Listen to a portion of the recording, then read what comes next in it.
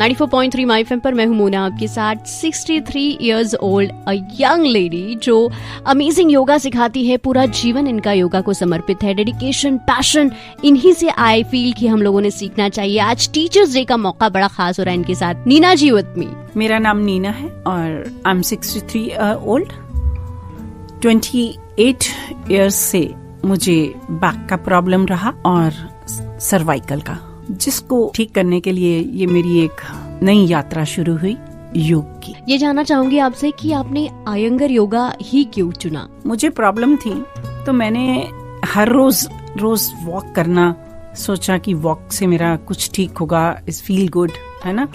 तो प्रॉब्लम जब ज्यादा बढ़ गई तो मुझे देखना ये था कि मैं अब ठीक कैसे होंगी, जबकि मैं योग को कभी कुछ समझा ही नहीं।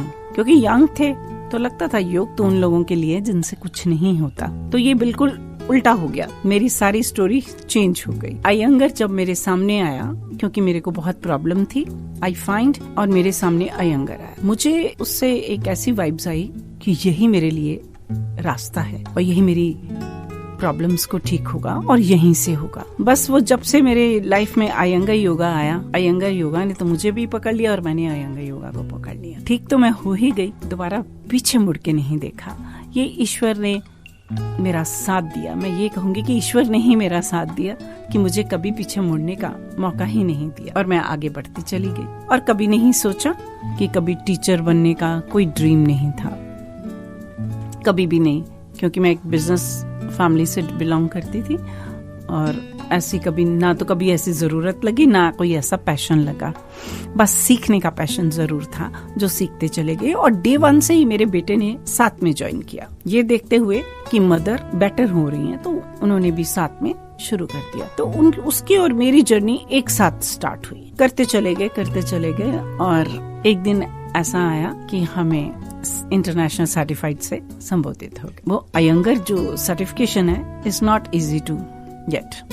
जी मैम, आपसे ये भी जानना चाहेंगे कि आयंगर योगा हठ योग है, काफी कठिन होता है ये? नो, कठिन नहीं है, सिस्टमेटिक है, साइंटिफिकली है, माइंडफुली है और साथ ही डिसिप्लिन होना भी जरूरी है आई गेस। जिसके पास डिसिप्लिन है वो मुश्किल से मुश्किल चीज को भी हासिल कर लेता है। बहुत सारा टैलेंट होने पर भी डिसिप्लिन नहीं है तो वो उससे भी चूक जाता है। कितने सालों से आपने इसे सीखना शुरू किया? कितने साल हो गए आपको इसे सीखते हुए? जब मेरा प्रॉब्लम बहुत ज्यादा हो गया, अभी 22 इयर्स हो गए, तो after 12 years I start teaching almost. अभी more than 10 years I am teach therapy and regular yoga. हमारे रेगुलर योगा में बहुत प्रॉप्स यूज किए जाते हैं। अनेबल पीपल्स जो भी हैं वो योग को कर सकते हैं। अनेबल।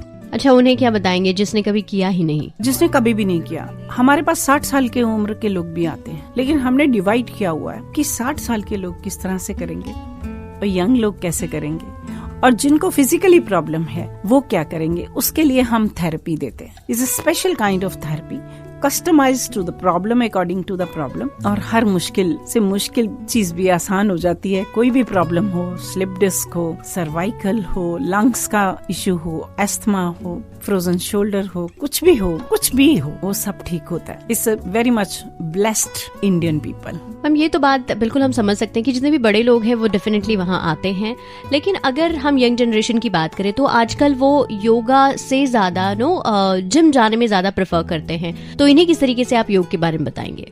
देखो, किसी को रास्ता तो दिखा सकते हो, पूल के पास किसी को खड़े हो कर सकते हो, लेकिन धक्का नहीं दे सकते, राइट। तो हम अपने प्रोग्राम के जरिए, हेल्थ सर्कल के जरिए कुछ ना कुछ होता है, जैसे अवेयरनेस तो देते हैं, लेकिन कुछ लोग ऐसे हैं जो एक ही बार में पकड़ लेते हैं योग को, चाहे वो यंग हो या कोई भी हो, और कुछ लोग करके भी उनको नहीं समझ पाते। इसमें मैंने बोला कि डेडिकेशन बहुत जरूरी है। डिसिप्लिन पहले ले आओ। जो डिसिप्लिन को फॉलो करने वाला इंसान होगा ना, वो हर चीज को जीतेगा, चाहे वो यंग हो, ओल्ड हो, कोई भी एज का, उसे कोई फर्क नहीं पड़ता, क्योंकि डिसिप्लिन ही इंसान को एक रिदमेटिक लाइफ के अंदर लाता है और वो उस चीज को एक्सेप्ट करेगा। देखो, बेस होना तो बहुत जरूरी है। अगर शरारती मन है तो कैसे टिकेगा। जब आपने ये सोचा कि अभी योगा शुरू करती हूँ, तो आपने वो सीख लिया, लेकिन जब आपने टीचिंग मोड को अपनाया तो वो किस तरीके से लोगों ने एक्सेप्ट किया? नहीं, ऐसा नहीं था। मेरी जर्नी कैसे स्टार्ट हुई, मेरी कोई सडनली कोई जैसे एक फ्रेंड टू फ्रेंड हेलो करवाते हैं, जस्ट एक लाइक दैट, और उन्होंने मुझे बोला कि शी इज माई फ्रेंड, मेरी फ्रेंड ने मुझे इंट्रोड्यूस करवाया किसी को, तो उसने मेरे बारे में बताया, दैट्स इट। तो उन्होंने थोड़ा नाम सुन रखा था अयंगर योगा का। चांस की बात है कि उन्हीं के हस्बैंड को प्रॉब्लम आ गई और उस समय अयंगर के और सेंटर बंद थे। तो फिर उन्होंने मुझसे बोला कि तुम देखो इसको, और सडनली मैं उनको देख भी लिया। देखा तो मैंने कहा नहीं, आप अकेले कर रहे हो तो it's not right way, so come to me. तो मेरे पास आए वो मेरा पहला स्टूडेंट था। बस उसके बाद उनके सारे रिश्तेदार आते चले गए। बस वो कोई एड, कोई नेम कुछ नहीं था तब, बस एक यही था कि वही डेस्टिनी को जो मंजूर था, तो वो खुद ही आके कोई द्वार पे आके खड़ा हो गया जैसे, तो कि अब तो मुझे चाहिए ये। वो पहुंचने लगा, वो फैलता चला गया। मेरे टीचर मैं सबसे पहले दिल्ली से ही सीखा। ITU पे एक सेंटर है अयंगर का, वहाँ से ही मैंने पूरा 10 साल मैंने वहीं पे बिताया। उसके बाद मैंने पूना में अपना शिक्षा को लिया, और भी अयंगर के टीचर हैं, पूना में ही हैं, और उनसे मैंने थेरेपी वगैरह की भी सारा हाँ पूना में रह ऑल्टरनेटिव जाते थे। एक बार वरुण 1 महीने के लिए चले गए, 1 महीने के लिए मैं चली गई, फिर ऐसे ऑल्टरनेटिव जाते रहते थे। तो बिना चाहे तो फिर नहीं हो। अगर आप इच्छुक हो योग को जानने की कि योग है क्या, तो उसके लिए तो डेडिकेशन चाहिए ही चाहिए। आपको उतना समय चाहिए। समय की तरफ मत देखिए क्या लग रहा है, लेकिन वो योग एक ऐसी चीज है जिसको जानना है, और जानोगे कैसे, ये अवतरित ही होता है। योग है क्या, फिर आपको फिजिकली नहीं, आपको इंटरनली पता लगता है। कर्म पुरुषार्थ के बिना तो कुछ भी हासिल नहीं होता। मैम, कोई ऐसा इंसिडेंस आपका जो आपके स्टूडेंट्स के साथ हो, या फिर कोई ऐसा इंसिडेंस जो आपको हमेशा याद रहेगा? मेरे पास एक स्टूडेंट आए थे, बहुत साल हो गए, उसको भी 10 साल हो गए। तो उनके पेरेंट्स साथ में आए, उनकी वाइफ आई, उनको बहुत बैक की प्रॉब्लम थी और वो चल भी नहीं पा रहे थे। कोई चप्पल तक नहीं उनके पैरों में पड़ रही थी, वो डाल ही नहीं पा रहे थे, इतना भी लेग नहीं उठता था कि वो डाल पाए अपने पैरों में। तो मेरा जब स्टार्टिंग में जब मैंने इसको प्रैक्टिस को शुरू किया था, तो मेरा अपना एक प्रैक्टिस रूम था जहाँ से मैं करती थी। तो उनके फैमिली वाले आके दे आर क्राइंग कि हमने सब जगह देख लिया है, हमें कोई रास्ता नहीं दिख रहा, स्वाय एम्स वाले बोलते हैं कि ऑपरेशन के अलावा और कोई दूसरा रास्ता नहीं है। मैंने कहा देखो, ईश्वर साथ देगा तो जरूर ठीक होंगे, मुझे भरोसा तो है, लेकिन गारंटी नहीं मैं दे सकती, भरोसा जरूर है अपने सब्जेक्ट पे। मैंने उनका ट्रीटमेंट शुरू, कुछ ही दिनों बाद, उनके दिनों के बाद बोल रही हूँ, उनका फोन आया कि मैंने आज अपने आप चप्पल पहन ली। बाथरूम पे जाते थे तो वो अपनी चिटकनी नहीं लगा सकते, पॉट पे बैठते थे तो उठ नहीं सकते, इतनी बुरी कंडीशन। और आज अगर उनको आप देखेंगे तो ये कह नहीं सकते उनको कभी ऐसी प्रॉब्लम भी आई थी। With in 6 months he was absolutely fine. कि जहाँ जरूरत है वहाँ डॉक्टर चाहिए, ठीक है ना। उनका एक अपना है, मैं ये नहीं कहूँगी फेल कर दिया, लेकिन अगर डॉक्टर और यौगिक साथ मिल जाए ना तो उससे बढ़िया चीज कोई नहीं हो सकती, पर ऐसा होगा नहीं।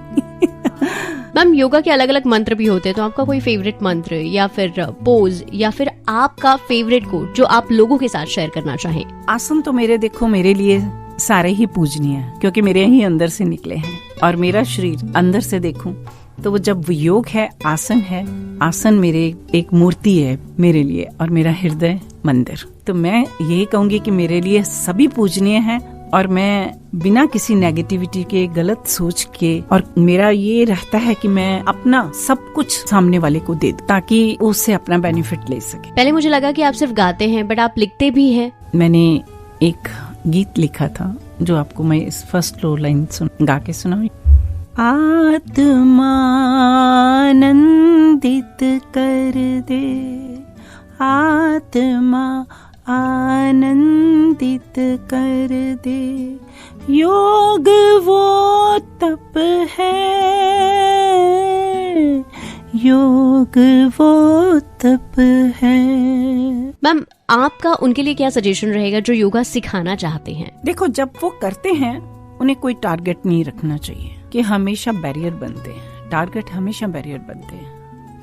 आप कर्म करते चले जाओ। बैरियर में इसलिए कहते, कभी हस्बैंड का कुछ बात हो गई, कभी बच्चों की बात हो गई, कोई भी फैमिली को लेके इशू होते हैं, कभी खुद की हेल्थ है, तो कभी भी टारगेट जो है निराश कर देते हैं। तो टारगेट सेट नहीं करो कि मेरे को टीचर बनना ही है, पहले आप स्टूडेंट बनिए, इतने अच्छे स्टूडेंट बनो कि टीचर खुद कहे आप बच्चे देखो मैं खड़ा करती। तो ऐसा भी कभी होता है मैम कि आप ही नए नए पोजेस जो है वो इन्वेंट कर रहे हैं या सिखा रहे हैं? पोजेस नहीं, इसमें वेरिएशंस करते हैं कि एक चीज मैं कर पाती हूँ आप नहीं कर पाते, तो मेरे को उस तरीके पे काम करती हूँ ताकि वो आप भी उस चीज से बेनिफिशियल ले लें। गुरुजी ने, हमारे बीकेएस अयंगर जी ने इतने प्रॉप्स क्रिएट करती हैं कि सारी उम्र आखिरी सांस तक भी योग कर सकते हो। आप इसमें लंबा समय योग में बिताते हो तभी आपको पता लगता है कि योग के जो प्रॉप्स हम यूज करते हैं वो किस तरह से हेल्प करते हैं।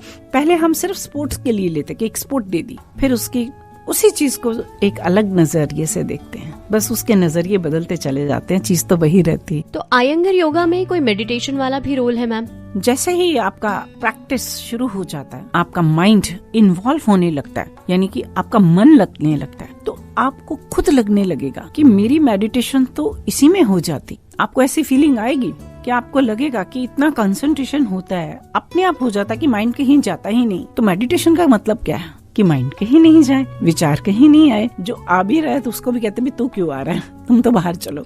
मैम आजकल अगर देखा जाए तो अलग अलग टीचर्स हैं, सेलिब्रिटीज भी योगा कर रहे हैं, तो कोई आयंगर योगा को ही क्यों चुने? Please tell us. इसको पढ़ाने की विधि जो है वो बहुत स्पेसिफिकली इसको डिफाइन करके पढ़ाया जाता है। हम क्यों रेज हैंड करते हैं, हम बोलते हैं, जैसे भी हमारी एक पढ़ाने की तरीका है, तो उसके पीछे हर एक का रीजन है। सामने वाला इंसान मेरे से क्वेश्चन कर सकता है और बिना क्वेश्चन के भी हम बताते हैं कि ऐसा अगर कर रहे हैं तो क्यों कर रहे हैं, इसके बिहाइंड क्या रीजन है।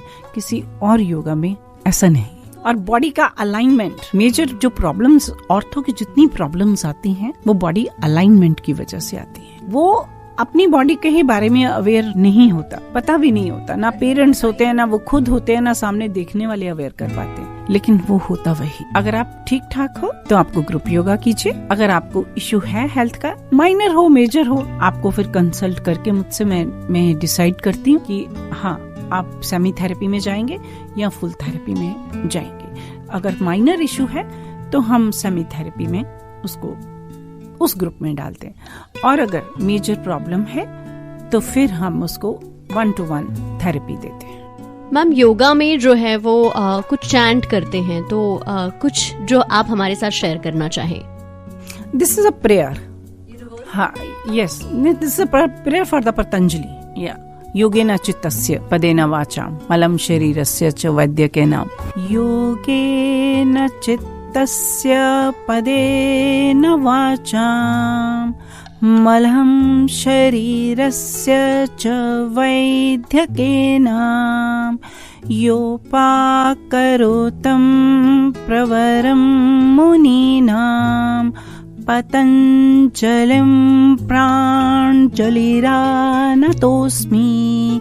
आबाहु पुरुषाकारं शङ्खचक्र असिधारिणं सहस्रशीर्षं श्वेतं प्रणमामि पतंजलिं। हरि ओम। हाँ, एक तो प्रणाम करते हैं और ईश्वर से प्रेयर करते हैं कि हमारे शरीर में से रोग मुक्त होकर हमें एक ब्लेस कीजिए, हमें एक हेल्दी जीवन के लिए। सो मैम टीचर्स डे पर कोई आपका स्पेशल मैसेज होगा? सभी को करना चाहिए, स्पेशली बच्चों को जरूर करना चाहिए। एक मैसेज मेरा ये स्पेशली है कि बच्चे जरूर करें, क्योंकि बच्चे अपने पेरेंट्स का, अपने देश का और अपना भविष्य है। 10 साल से शुरू कर देना चाहिए। वो क्या इंसान निकलेगा, वो किसी भी फील्ड में जाए वो चमकता हुआ सितारा ही बनेगा। आप अपने सेल्फ में, आपका अपना वजूद भी कोई है, उस वजूद पे रहना, अपनी शाइनिंग को बरकरार रखना, वो खुद से हासिल हो जाता है।